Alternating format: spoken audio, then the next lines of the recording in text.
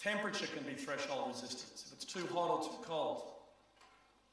Of course, people come in, they've got coats on, from being out in the winter.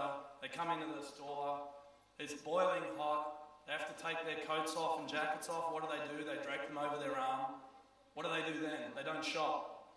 They can't shop because they're carrying all these clothes that they took off from coming inside. If a mall is really cluttered, a lot of the malls in Hong Kong and Asia, they fill the mall with all of this, what we call specialty leasing, these kiosks. Sometimes they're so cluttered you can't even get a perspective on the merchandise. That crowding of the environment, of the physical space, is threshold resistance. Whatever reduces the likelihood of a customer buying something, making a purchase decision, is threshold resistance. To pursue the elimination of these forces is absolutely the most worthwhile pursuit that a designer of retail space can have. There's nothing else paramount to that. It's absolutely got to be the focus of every single decision made. I'm going to show you an example now of a real-life mall here in Hong Kong. I don't know whether it's a mall or a maze, to be honest. Like, come on, look at this thing. You've got an escalator here that you come up on. I've got a pointer here. You come up here, and what can I say? It is a rat would be at home in this environment. There's so much bad space. Maybe, just maybe, you can convince yourself that this is a primary mall through here. It's sort of got a sight line from the escalator, which would be the arrival point to this second level. And maybe the stores that flank that mall could be considered good space. But, what about all the other space? What about all those other tenants? One of the things that we ask the people that lease our space for us is, when we're designing, we always get the guys who are going to have to lease it to the tenants to come and have a look at the plan to make sure that we're not going crazy. And we say to them, tell us what's the best shop. What's the best shop? And the leasing guy gets there and he's looking around, and as soon as he starts looking around, we know that we've made a mistake.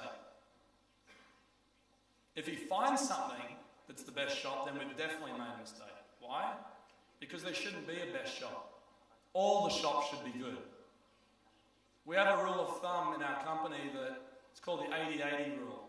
80% of our customers pass 80% of our stores. Sounds easy? It's not. Think about the last time you went to Times Square or IFC or Pacific Place or wherever you're from. Think of a local shopping centre. You've been there many times before. Do you pass 80% of the stores, or do you whip into the store you know, get what you need and leave? I'm sure it's the latter. I'm absolutely certain it's the latter here. Because someone can come in here and go down, column C, row 10, and find their little store back in here that they know exists by chance, and they're completely oblivious to everything else. There's no way that this sort of fragmentation that occurs, too many decision points, illogical, difficult to navigate, a sense of overwhelming claustrophobia sets in, and you can't wait to get the hell out of there. This is one of the best examples of threshold resistance on a mass scale. Now we look at a project side by side. This is Macau Studio City, something that our company is building now. It's a luxury mall. It's sort of the most luxurious mall that we've ever built as a company. We've built more shopping centres than any company in the world in history, and it's the most luxurious thing we've ever done, and more luxurious than anything you'd ever see in Hong Kong or anywhere else. And that's what it is here on the right. Hopefully you can pick that out.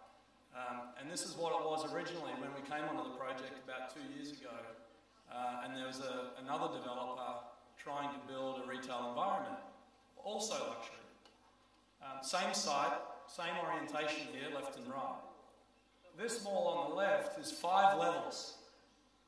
5 levels. The mall on the right, our mall, is 2 levels. They're both got casinos. This is a casino here, and this is the casino here. It's on the Cotai Strip, for those of you who know Macau.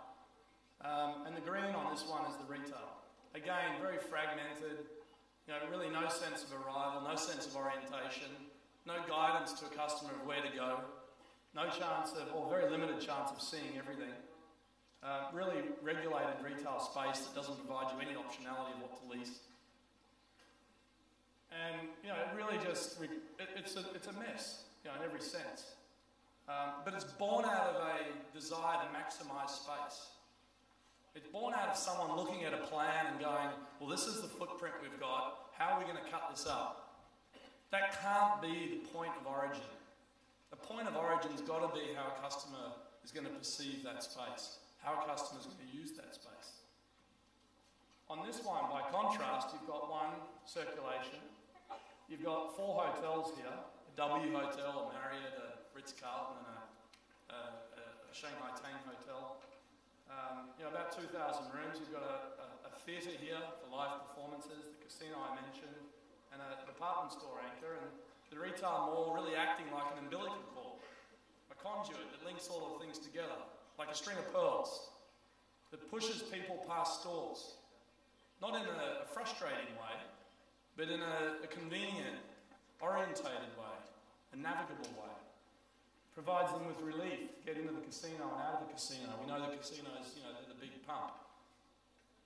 Gives every store a common exposure. There's really no front or back.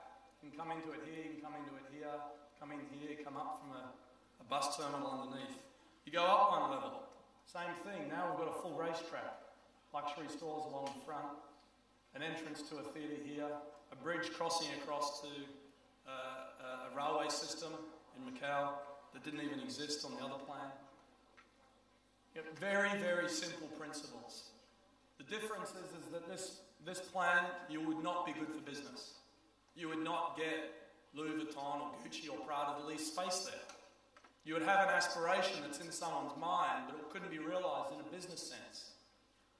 By adopting some simple theories, you're able to achieve that business objective through simplicity, through logical, psychological analysis of users. To finish, I just want to go through a couple of examples of threshold resistance in the real world, left and right, all the way through. Sightlines. On the left here, you've got this huge column. Some engineer said that you had to have a column there. Didn't matter that it fell right in front of this store. Didn't matter that it was creating this pinch point here, where people, if there's 2 strollers crossing, you know, what do you do? Didn't matter that someone walking along here can't see that store behind it, in the opposite direction, the store here. By contrast, on the right-hand side, you've got a mall we developed in Florida, where it's not a great photograph actually, but all along this upper level and lower level, there's no columns. So it's not like it's some miraculous levitation that we've been able to create. It's just simple planning of getting columns behind a store line. Creating a space that's transparent, that's flexible, that allows stores to grow and shrink, and allows customers to see things. A design that reduces threshold resistance. People are more inclined to shop here than they are here. And that means that the retailers are going to make more money, and that means I'm going to collect more rent.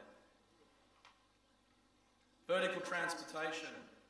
I don't know whether any of you guys have noticed, but there are many examples of really frustrating vertical transportation. There's some great examples here in Hong Kong of very famous and quite well-to-do institutions that design shopping centres here in Hong Kong, where the escalators are in these counterintuitive locations, where you come up one, and if you want to go up again, you've got to walk all the way around like this to get up again. And you know, the developer thinks they're being clever because they're going to force customers past these shops and miraculously there's going to be an impulse to buy. When really, that customer's thinking, holy hell, how annoying is this? I've got to walk all the way around there. They're not even looking at the stores they're passing on the left. Their eyes are fixated on that escalator that's going to get them to where they want to get to. Contrast that with the scissor escalator that takes you where you want to go. I mentioned before the threshold resistance of a staircase. Look at that MTR station. These people are queuing, waiting to get onto the escalator, and there's not a single soul on the stair. Now, I'd be the people on the right. I wouldn't take the stairs. Yet, believe it or not, there are some malls out there